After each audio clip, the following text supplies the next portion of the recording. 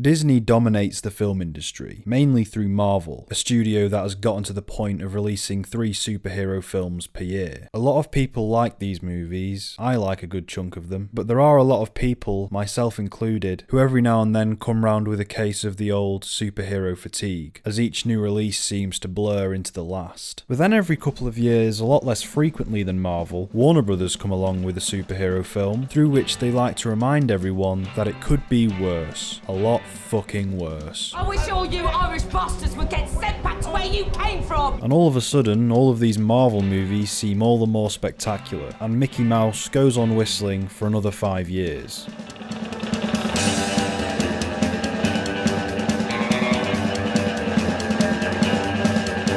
Wonder Woman 1984 is not worth anyone's time or money. It's embarrassingly incompetent for the level of production that it's working on. I paid £15 to rent this film. Not to own it, just to rent it. £15. Usually it's around £4 to rent a film, but this is a new release, so I guess they can do that. I just haven't paid that amount of money to rent a film for a 48-hour period on any other occasion, and I'm a bit disturbed that I paid almost more than triple the amount of money to rent Wonder Woman than I would on some amazing film that I found on Amazon, and it's this awful movie, and I've given so much money relatively to this massive piece of shit. I felt gross doing it. I didn't want to review this stupid fucking film. In my mind I was like, oh, you need to cover the new releases, you need to do reviews on what's hot, but I just feel so dirty for what I've done, and I think the only way to redeem myself is to absolutely tear this film to shreds in this review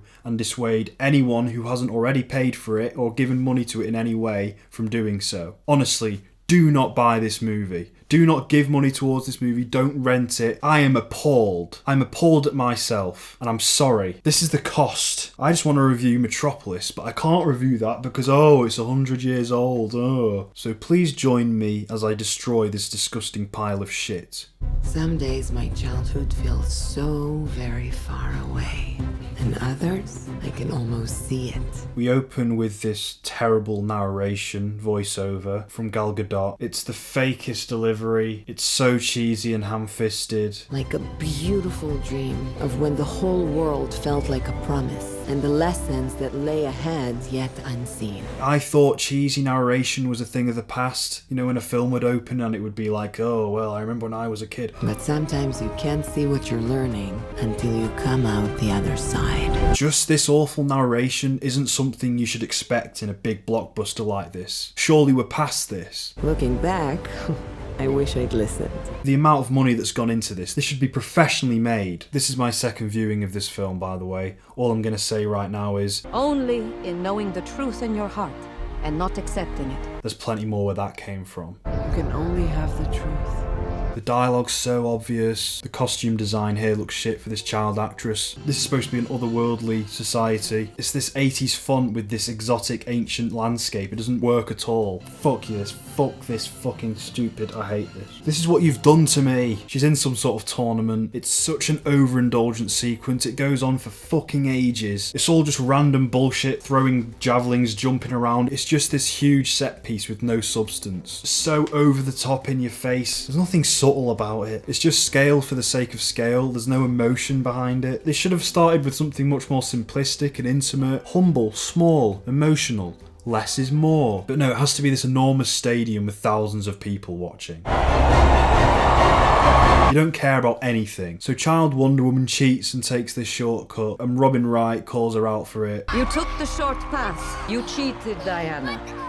Child actor's awful, needless to say. That's not fair! Robin Wright delivers this monologue about cheating, setting up the message of the film. Only in knowing the truth in your heart and not accepting it. No true hero is born from lies. It's the most broad, basic message a film could have. Don't lie. Cheating's wrong. That is the only truth, and truth is all there is. It's so forced and unnatural. But I would have won if you didn't. But you didn't. You cannot be the winner because you are not ready to win. Just contrived. That is the truth. I hope this 2.5-hour film's got more on offer than just the message of don't lie. That is the only truth, and truth is all there is. You know what? Just don't lie. Lying's bad. Lying's bad.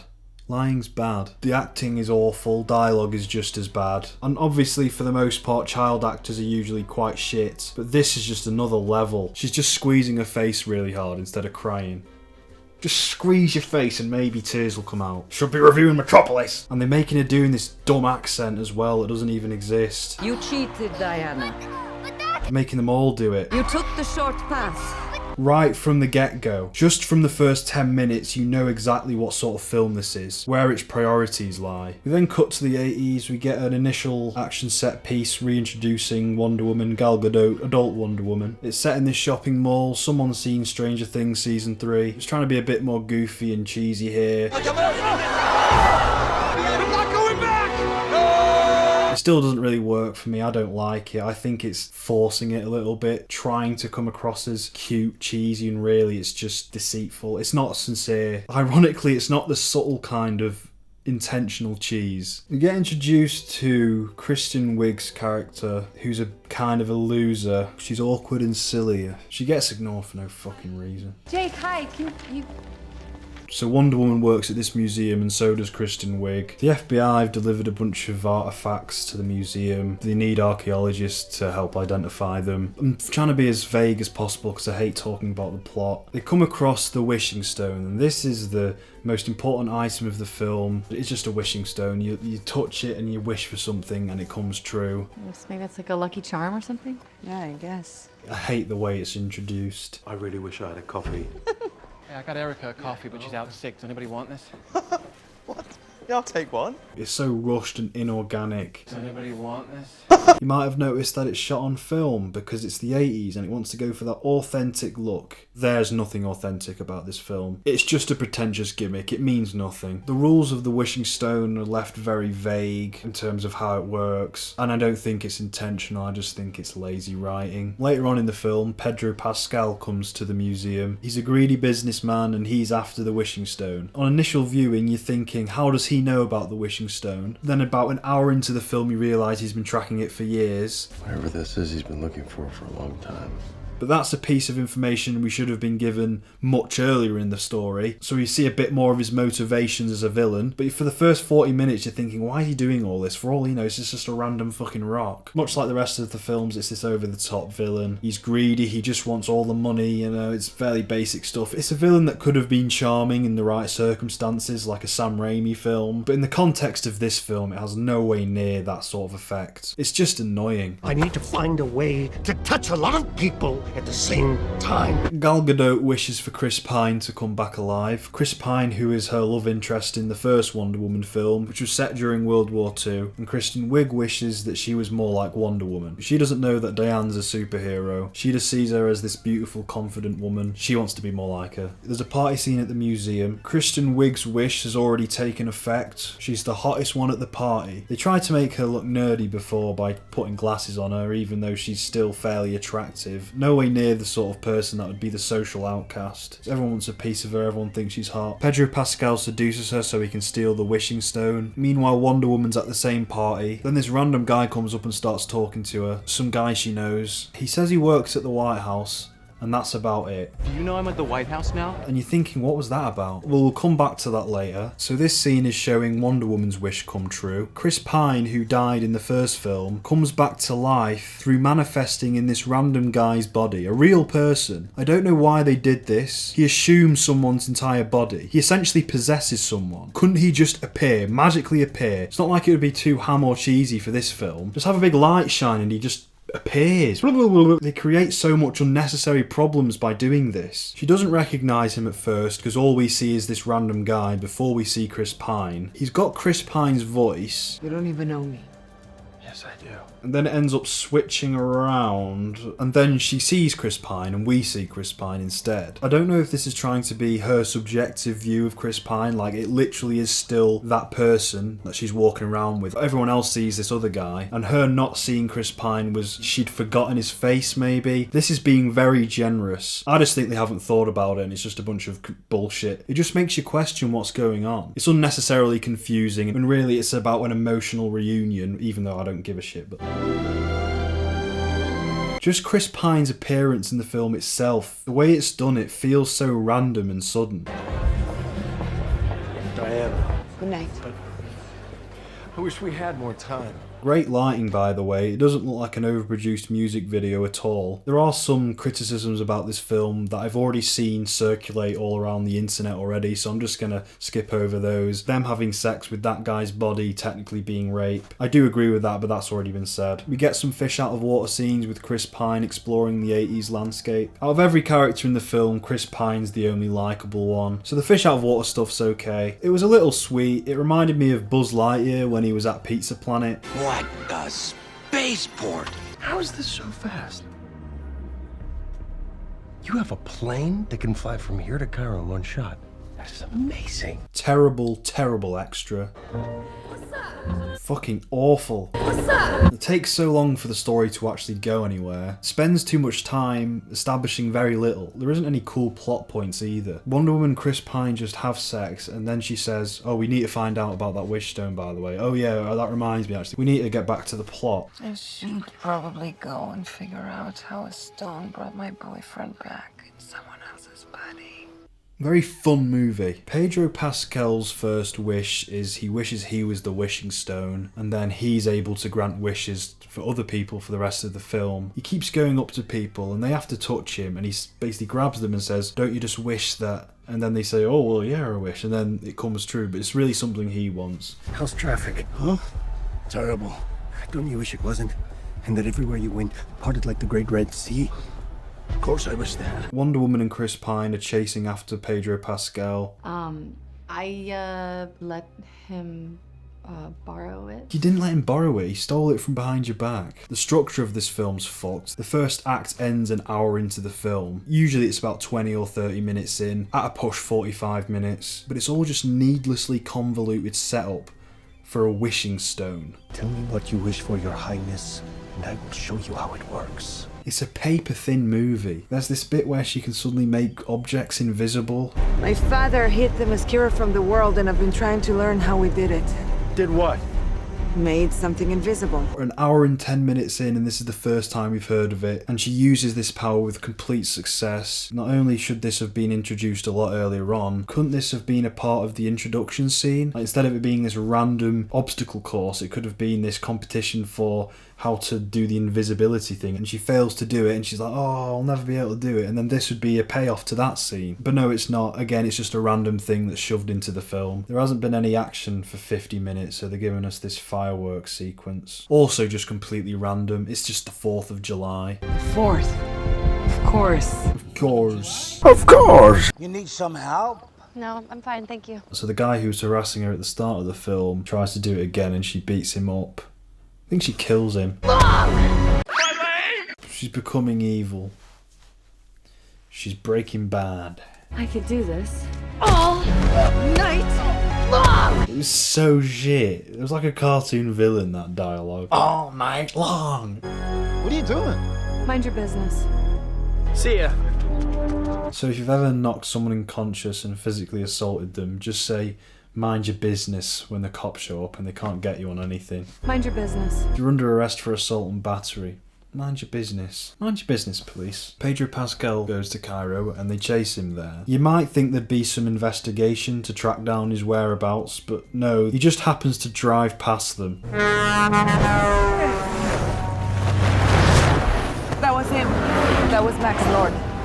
We finally get another action set piece with Wonder Woman. It's literally been over an hour since the last one. It's just been a bunch of bullshit in between. There's this awful slow-mo shot of Wonder Woman running. The film thinks Wonder Woman is so cool and badass when she's just really lame.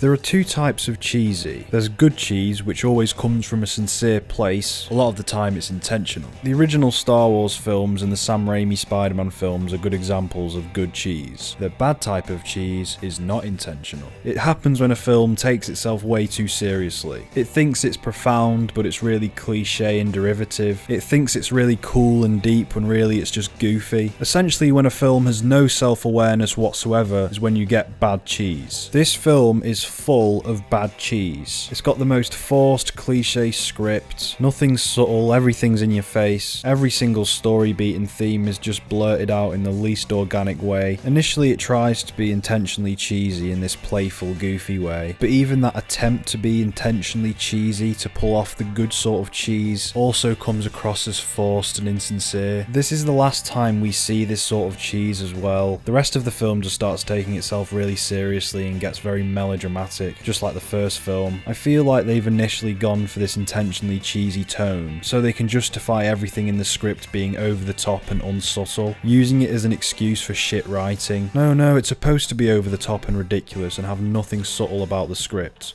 Fuck you. It's allowed to be ham-fisted and forced and cliche and obvious and lazy and nonsensical and a giant middle finger to the craft of storytelling. This is what happens when you decide to review the relevant shit for more views. You just have to review shit like this. I deserve to suffer for what I'm doing. It's a very reactionary film, trying to be a bit more light and playful due to the criticism of Man of Steel and Batman v Superman being too serious and dark. It's also capitalising of the success of Stranger Things, particularly season 3, which had that big mall scene, that big mall set piece. The whole 80s pastiche is completely surface level. It doesn't do anything clever with it, it's just for aesthetic reasons. But it doesn't look particularly good either. It's tried to be very colourful, more saturated than the first Wonder Woman. Sometimes when films try and do this saturated look, it feels like it's force-feeding you sugar down your throat. Just nasty and overindulgent and tasteless. I didn't really get that feeling from this film. It didn't look particularly nice. It didn't really add to the experience. It's shot on film as well, again just for aesthetic reasons. Shooting on film's just a gimmick these days. I couldn't care less about this sort of thing. I only appreciate things like this when it's got an actual artistic purpose, when it ties in with the themes of the film. Mank's a good example of that, but here it is just meaningless. Oh, it's got that film grain look, it's so full of grit and substance. Going back to the whole mistaking yourself for being cool when really just goofy and cheesy, Warner Brothers seem to think Wonder Woman is really badass. She's the opposite of that. She has no charisma because Gal Gadot can't act. There's so many slow-mo shots of her in these films, I don't know why. They look terrible. The only sort of emotion they could possibly get out of people is laughter. Slow motion isn't cool, it hasn't been cool since 1999. Wonder Woman has no character. She always has this serious battle face in the action scenes. It encapsulates everything I've been saying. I mean, if you think this is cool, I mean, good for you. I mean, fucking hell. No, everyone's entitled to their opinions, sorry for that. Don't feel bad that Wonder Woman is your favourite superhero, that you think Gal Gadot has acting chops. It's nothing to be embarrassed of at all, but these decisions to have these provocative, empowering shots of Wonder Woman that look awful demonstrates a critical lack of self-awareness on the filmmaker's part. This is the sort of thing you'd see out of a 2006 film. It's so far behind. Even self-awareness itself is oversaturated and cliche. Marvel have seen to that. You'd think that they'd try and hide Gal Gadot's face in these action scenes, rather than prolonging it and putting more emphasis on it.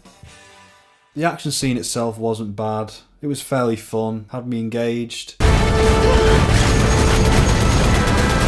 I do wish I cared about the characters, that would have been nice. Action is just fast-paced drama, and you can't get invested in the drama if the characters are dog shit. Gal Gadot does not have it in her to carry a multi-million-dollar film. Since the film is going for two opposing tones, playful and serious, I'd say she'd probably do better with the playful vibe, but the film's tonally conflicted and so is she. Maybe she'd give a better performance with a more silly and cheesy character, but the film keeps insisting that she's this amazing, complex individual with all this emotion and depth. She fucking sucks. They can become very, very powerful. Sucks big fat hairy donkey dick. She ain't Wonder Woman, she just Hot Woman. To carry a movie like this, it's no easy feat. You have to at least have a decent acting ability, the basic skills. I hate guns. She's a lousy superhero, she has no charisma. Kids are supposed to be excited when they see a superhero. Are kids gonna be excited at this? I need you to give me the stone. What happened to it? She doesn't possess the charming campiness of a Tom Cruise, a Nathan Fillion, a Chris Pratt, nor does she have the more brooding appeal of a Tom Hardy, a Hugh Jackman, a Christian Bale. Unfortunately, she's the worst performer out of the whole cast. Well, apart from that extra. What's up? What's up, sexy? That being said, the rest of the characters are pretty lame too. Every character's underdeveloped. The surface level idea of each character. Pedro Pascal is just some greedy businessman. Kristen Wiig is the clumsy, nerdy office girl. She isn't really that nerdy or unattractive or anything. They've just messed her hair up a little bit and put glasses on her. Oh no, it's the glasses, the Hollywood mark of an absolute undateable. Fucking repulsive. She wouldn't be getting ignored. She's still quite attractive. I'd actually say she'd definitely be getting hit on, almost on a day-to-day basis. And it was the 80s as well. Arguably, she becomes an increasingly more likely target of inter-office subjugation as the film goes on. She's a female incel by the end of it. Then you have Chris Pine. Chris Pine's playing Chris Pine. He's alright. He's the only likeable character in the movie. Wonder Woman says, we gotta go find this stone, and he's like, yeah, sure, that sounds great. That sounds like a great plan. That's a fair point. Let's go. I'm down for whatever, I'm easy. He just goes along with whatever. I feel like this mirrors what the actual Chris Pine was like on the set of the film. Yeah, we can go exploring, go shopping, look around, go to some museums, see the sights. That's fine by me. Oh, we're going to Cairo now? Oh, that's cool. I'm just happy to help. We're looking for a wishing stone. Got it. I need you to give me the stone. What happened to it? You're looking at it. Pedro Pascal's the main villain and he has no connection with Wonder Woman. There's no weight to their final confrontation. They've no relationship, no specific rivalry. No, Batcho. The real villain is desire. Oh, well, now you've said it like that, this film's fucking genius. The wishing stone in this film is very similar to that room in Stalker. Have you seen that film? Do you know what I'm on about? Desire can corrupt you. It can turn you into something you're not. It's beyond us. It's a path to total destruction of the human soul. No, these two cunts barely know each other, it's shit. Actually, what makes it work for me is that it never felt sour or preachy, it felt rather joyous. I think Gal Gadot is very, very good in the lead. What? Why? A really good, I mean, it's a very physical performance. But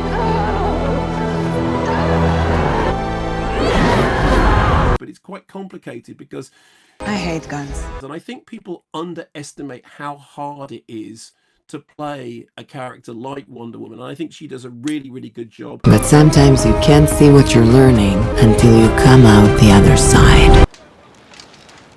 He's an old man. Or if everyone renounces their wish. No, there has to be a better way.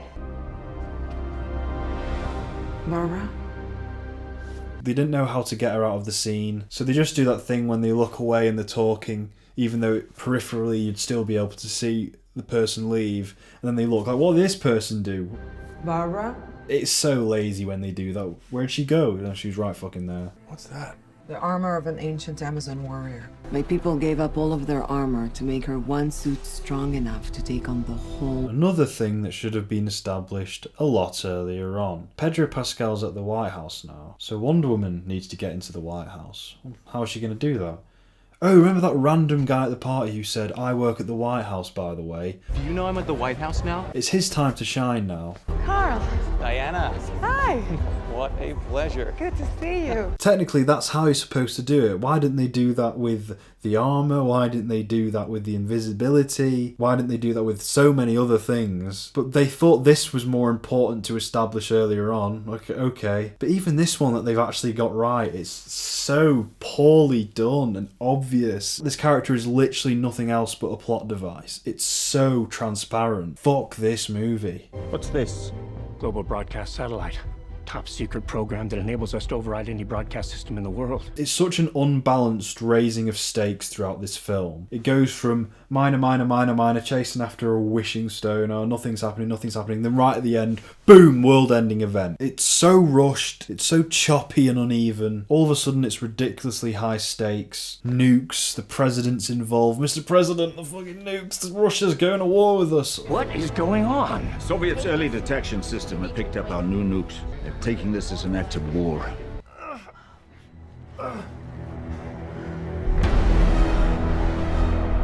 Barbara.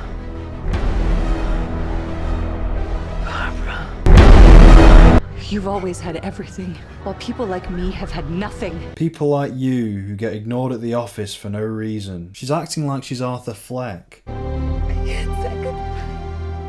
can't say goodbye. Were Wonder Woman and Chris Pine really that in love in the first film? Like, he was the love interest to get, but did they really, like, have this amazing bond to the point that this is so devastating for her? Oh, fuck it. Hammers fuck flying sequence. Fuck it, fuck it, fuck it. You already know where it's going way before it's even close to ending. It's not that complex a concept. It's just don't lie, greedy man take over the world. This film is 2.5 hours long. The first act is an hour long. Most of the film's plot centres around a wishing stone, with Wonder Woman doing things that aren't specific to her abilities that any normal person could do. It's just not an engaging narrative for a superhero film. It's the sort of plot you'd have on a low-budget Wonder Woman TV show that kids watch in the morning during breakfast. It's a wishing stone. It's a 20-minute concept. We gotta get the stone back from the greedy businessman before he wreaks too much havoc. It really compares to the Infinity Gauntlet, doesn't it?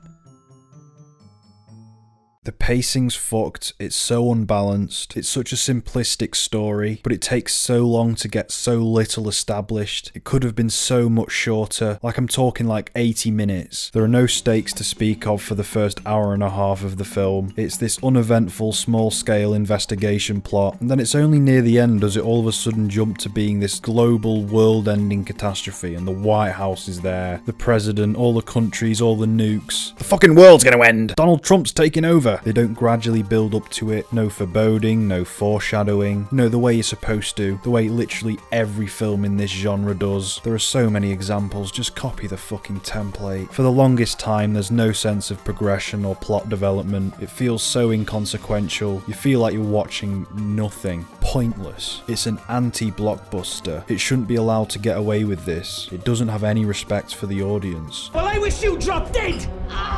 I bet Disney love that Warner Brothers is putting these films out. These DC films make the MCU look like Kubrickian storytelling. It's a win-win for Disney. If Wonder Woman does well, then superhero films are popular for another couple of years. If it doesn't do well, Disney's just like, oh hey everyone, just come and look at ours. Ours are much better. Oberyn tries to take over the world and make everyone wish for something, and then Wonder Woman has to get everyone to renounce the wishes because if they don't, society will die. Something like that. And she manages to get every single person who wished for something in the film, every single person in the world who wished for something, to renounce their wish. Renounce your wish if you want to save this world.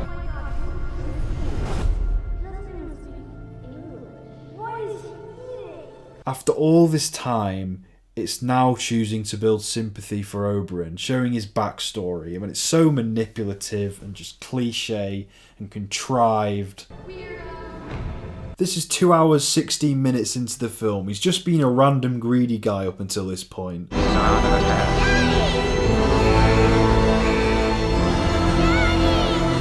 son! I can see my son! Save him, They're dragging it out for so long. I renounce my wish! She defeats Pascal, and he suffers no consequences for all the things he's done. He just gets to reunite with his son, who he all of a sudden loves completely, and that's it, and it's unresolved. He's this extremely caring father all of a sudden, and we're supposed to sympathise with him. No, he's not. He's a fucking greedy arsehole. Why couldn't he just die?